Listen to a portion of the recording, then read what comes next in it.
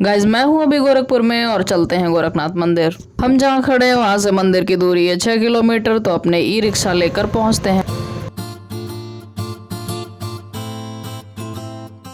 Guys हम पहुंच चुके हैं मंदिर के बाहर, जहां से हमें मंदिर में प्रवेश लेना है। तो आइए चलते हैं। गाइज चलते चलते थोड़ा सा ब्रीफ डिस्क्रिप्शन देते हैं मंदिर के बारे में। इसका इतिहास जो है त्रेता युग से जुड़ा हुआ है और ये सूबे के मुख्यमंत्री जी की प्रिय जगह है।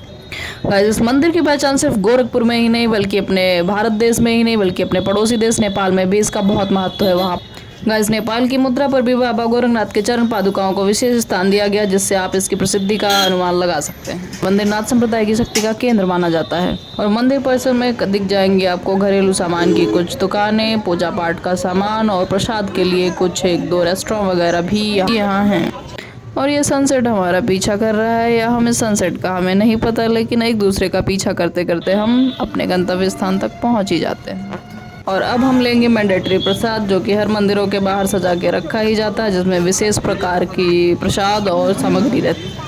मंदिर बाहर से बेहद ही खूबसूरत दिख रहा है। अच्छी लाइटिंग की व्यवस्था की गई है और बाहर 2 एंट्री पॉइंट बनाए गए हैं, जिससे कि व्यवस्था सुचारू रूप से चलती रहती है। और दोनों ही एंट्री पॉइंट में एक तरफ पुरुष और एक तरफ महिला एंट्री लेकर मंदिर में प्रवेश कर सकते हैं।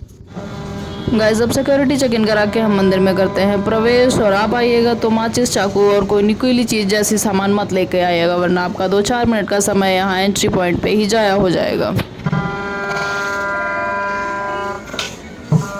और अब एकाएक मंदिर के दर्शन होते ही लगता है वाह, बहुत ही बेहद ही अलग ही एनर्जी का एहसास होता है। अच्छा नहीं लगता ना, टोक दे फिर की मत बनाओ।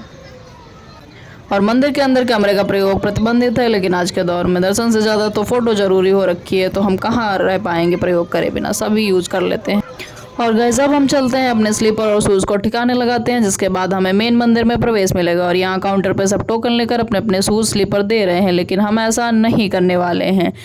हम अपना चश्मा हटा के देखते हैं कि अरे यहाँ पे काफ़ी लोगों ने अपनी स्लीपर एक तरफ रखी हुई है और आराम से जा रहे हैं। हम भी इसी देसी जुगाड़ का प्रयोग करेंगे। और अब मंदिर के अंदर कैमरे का प्रयोग प्रतिबंधित है, लेकिन फिर भी मैंने कैमरा ऑन कर रखा है अपनी बेइज्जती कराने के लिए।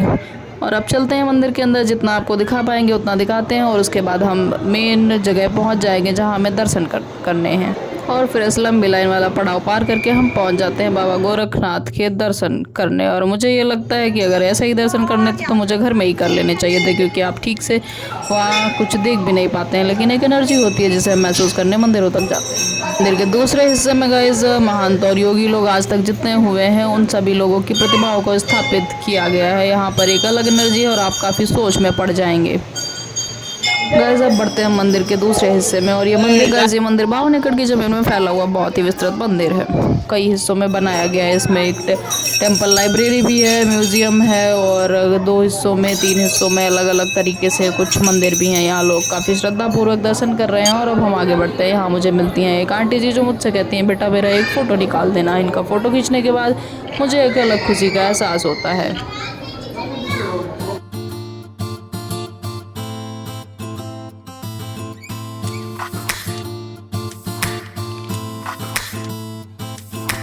और अभी हमें एक और अंकल जी मिल जाते हैं, जो हमसे कहते हैं कि बेटा मेरा फ़ोटो निकाल देना। और फिर मेरी दोस्त इनका फ़ोटो क्लिक करती है और ये थैंक यू बोलते हुए अंकल जी। गाइस अब हम चलते हैं मंदिर लाइब्रेरी में, या फिर इसको ये म्यूज़ियम है, इसी में देखते हैं कि म्यूज़ियम में क्या क्या रखा गया है और कौन कौन सी किताबें वगैरह हैं यहाँ पे। तो आइए मंदिर प्रवेश करते हैं इस म्यूज़ियम में। और जूता चप्पल बाहर निकाल के आइए, साफ साफ लिखा है ताकि गंदगी वगैरह ना हो शायद से। तो यहाँ पे बहुत सारी बुक्स लगाई गई हैं। और फिर हम देखते हैं कि अगर आप आध्यात्मिक किस्म के इंसान हैं तो आपको बहुत ही अच्छा लगने वाला है। और पूरे हॉल टाइप का बनाया गया है, इसमें बहुत सारे कोटेशन वगैरह लिखे हुए हैं।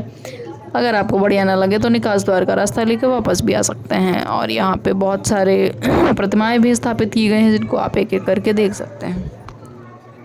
और अब यहाँ पे लिखी है बहुत ही बढ़िया लाइन, अपने को मनुष्य बनाने का प्रयत्न करो, यदि इसमें सफल हो गए तो हर काम में सफल हो जाओगे।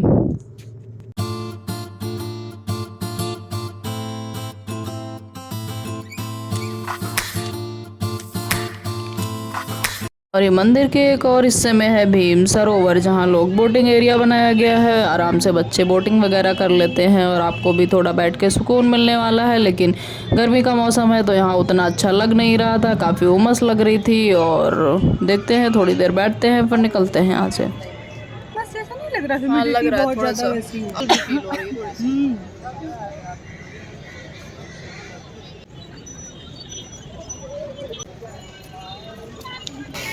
और अब ये दीदी टैटू बनवा रही हैं। टैटू बनाने वाली इंक में कोबाल्ट और एल्युमिनियम बहुत ज़्यादा होता है, जिससे स्किन एलर्जी और कई बीमारियां होने का खतरा रहता है। खैर शौक शौक की बात है, हमें क्या, अपने चलते हैं अब घर वापस।